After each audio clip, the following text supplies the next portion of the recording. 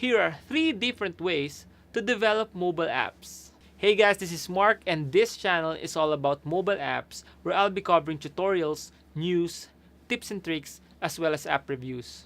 If you're new here, please consider subscribing and hit that little bell icon so you'll be notified as soon as new videos come out. One way to develop a mobile app is through the native approach. For Android, you can use Java or Kotlin on Android Studio, or for iOS, you are obliged to use Xcode and choose between Swift or Objective-C. Using this method, using this approach, the native way of creating a mobile app has the benefits of getting the latest features of the platform. For example, on iOS, you can use the 3D Touch. On Android, you can use whatever feature they have. So, since these libraries are developed or are distributed by the platform developers itself, you get the feature as soon as they announce it, as soon as they release it. Unlike using another libraries, which I will discuss later on this video, this approach is the fastest way to use latest and greatest feature of the said platform. Another way of developing an app is through the approach of what we call hybrid. So what this does is using web technologies plus some sort of native. A very little part of it will be native. What happens in a hybrid app is on the native side, you show a browser on your app, so it's done natively since you're using the library of the platform and declaring web browser and showing it on the screen. And the content itself is made using web technologies, HTML, CSS, JavaScript. Basically, the native part is just doing the TV, for example, the television, and then the content part or the movie itself is made from web technologies, HTML, for example. So you need to know how to lay out, how to use CSS to style your layout, the coloring, the spacing and whatnot. And for the platform specific features, for example, you're going to be using the push notification or the touch ID.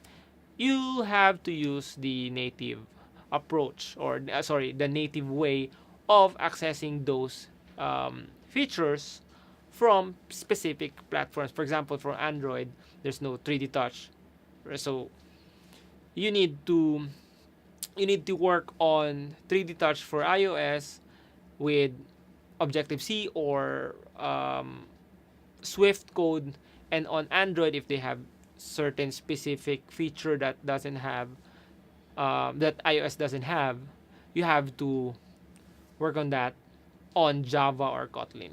The last one, or the last approach on how to make your app or your mobile app is by using frameworks. So frameworks have different way of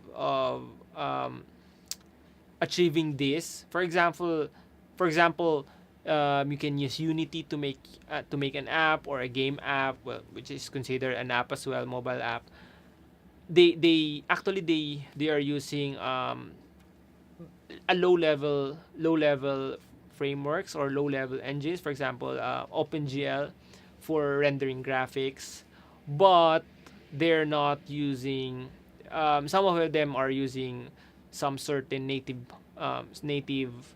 libraries or native features, but they differ a lot from each other. For example, Xamarin Forms by Microsoft, you can retain 95% of your code, of your effort for both platforms.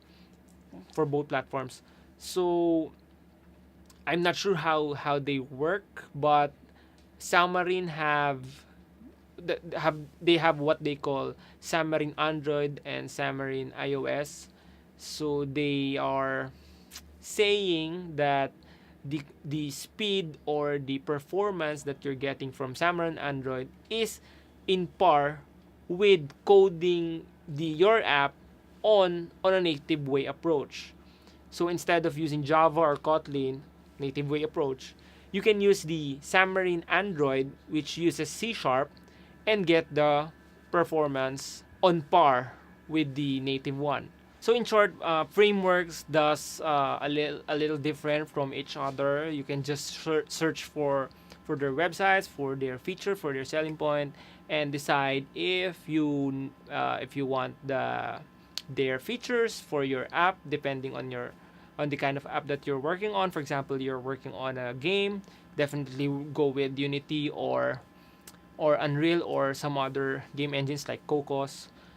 And if you're doing a mobile app, either you can you can do the native approach way if you have time and if you have manpower to work on different platforms from scratch. If you're gonna be doing iOS, you have to work your your app from scratch, and then moving on to Android, you'll be coming from scratch again.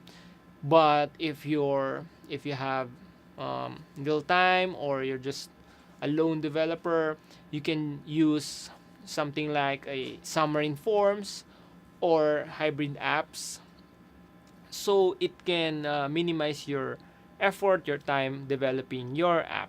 So I hope you got something out of this video, and if you're planning to create your mobile app, you can comment down below and let me know if you have questions, and I'd be happy to help to answer your question. And please consider subscribing if you're new here, and if you like this kind of video, I'd like to publish videos regularly that can help you, that relates to mobile apps. And I think that's it. So see you in my next video.